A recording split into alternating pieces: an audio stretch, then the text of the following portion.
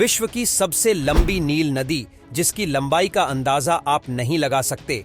बड़े बड़े वैज्ञानिक भी जब इसका पता लगाने जाते हैं तो वो दोबारा वापस नहीं आते। चलिए जानते हैं नील नदी के बारे में जो आज तक कोई नहीं जानता है।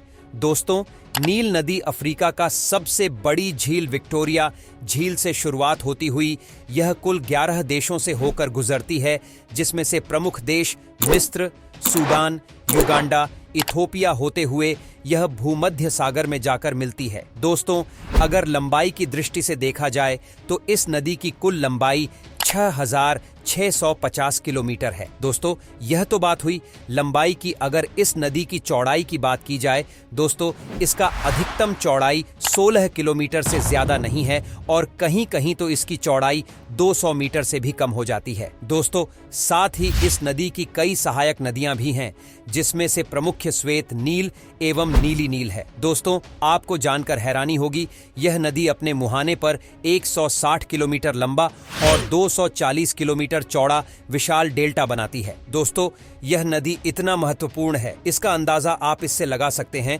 कि इतिहास में बड़े बड़े नगरों का उद्यान इसी नदी के किनारे हुआ था, जिसमें से एक महान सभ्यता है मिस्र का सभ्यता। मिस्र का सभ्यता में नील नदी का अहम योगदान था। दोस्तों, मिस्र की सभ्यता विश्व की सबसे प्राचीन सभ्यताओं में से एक है। यह सभ्यता नील नदी के किनारे ही फली फूली थी। दोस्तों, इस नदी ने प्राचीन मिस्र सभ्यता को काफी प्रभावित किया है। प्राचीन मिस्रवासी पूर्ण रूप से इस नदी पर ही आश्रित थे। दोस्तों, जैसा कि आप जानते हैं, मिस्र का ज्यादातर हिस्सा रेतीली एवं बंजर भूमि है, लेकिन नील नदी के आसपास की भूमि बहुत उपजाऊ मानी जाती है, जिसके कारण है नील नदी का बाढ़, जिससे हर साल अगस्त के महीने में नील नदी में भीषण बाढ़ आती है, जिसके कारण नदी का जल स्तर काफी बढ़ जाती है। शुरुआती में तो यह बाढ़ यहाँ के लोगों के लिए नुकसानदायक होता है, लेकिन बाढ़ का पानी घटते ही यह बाढ़ वरदान साबित होता है, क्योंकि बाढ़ का पानी घटते ही पूरी मैदान में उपजाऊ काली मिट्टी की परत बैठ जाती है, जिसके बाद फसलों का पैदावार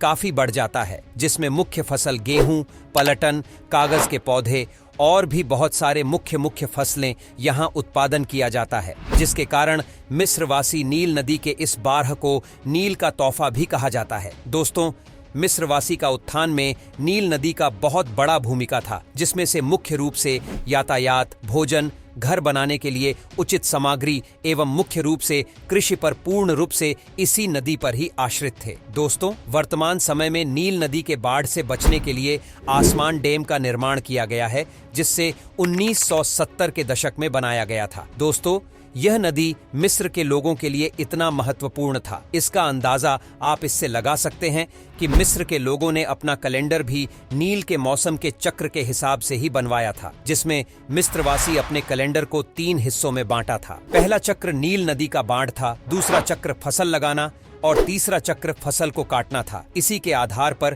प्राचीन मिस्रवासी अपने खुद का कैलेंडर का निर्माण किया था। दोस्तों, नील नदी प्राचीन मिस्रवासी को घर बनाने के लिए काफी सामग्री उपलब्ध करवाती थी। दोस्तों, जैसे कि चूना पत्थर, ईंट, बालू। दोस्तों, नील नदी का दक्षिणी भाग भूमध्य रेखा के समीप स्थित है, जहां वर्षा बहुत ही ज्यादा मात्रा में होती है, जिसके कारण से इस क्षेत्र में सावना नामक उष्णकटिबंधीय घास के मैदान पाए जाते हैं। साथ ही यहाँ पर गोंद के पेड़ भी बहुत ज्यादा मात्रा में पाया जाता है। यही कारण है कि आज सूडान विश्व का सबसे ज्यादा गोंद उत्पादक वाला देश है। दोस्तों, नील नदी अफ्रीका के लिए एक वरदान साबित हुआ है, क्योंकि मिस्र सहित अफ्रीका के कई मॉडर्न शहर आज नील नदी के किनारे ही बसे हुए हैं। आज के लिए बस इतना ही, मिलेंगे नेक्स्ट वीडियो में, तब तक के लिए बाय।